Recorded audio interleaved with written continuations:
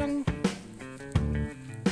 ai vậy nè Policy District Free Welfare Football Free Welfare te chăm phai à sar Samuel te buana biti paen chúng ta ăn này thôi nhỉ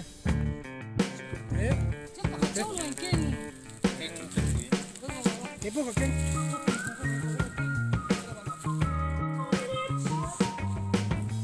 lu tầm ngon được này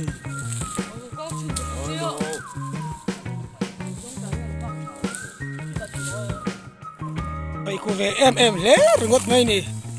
kia cứ tăng dâu cái đó lui cắm về là chuẩn mấy thế nào ông đầu giúp ông dâu mồ ôi ô ở đây pu anh nhớ mà thì à nó đâu chăm mà mày cọp rồi à pu ô tuồng ra ca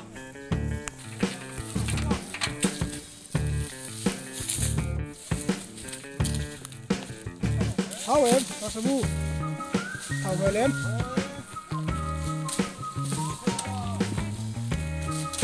thế là em từng vũ khẩn hal bông à phải phần đề là xiêm đơn nữa sợ ta sợ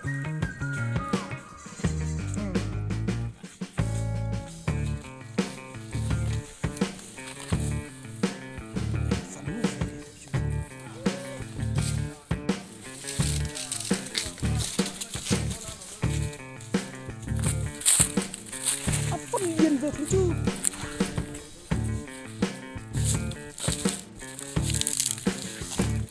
khăn mi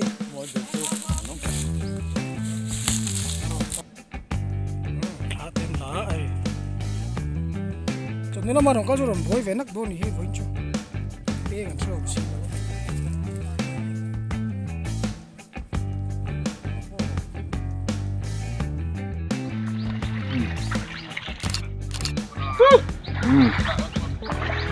hát lắm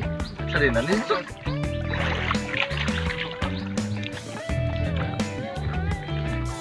đi lâu không cất nhìn thấy đó này nhìn thấy đó không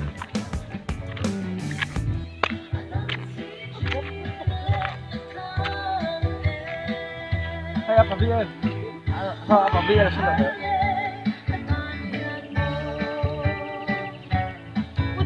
ăn xí lạ ăn nhiều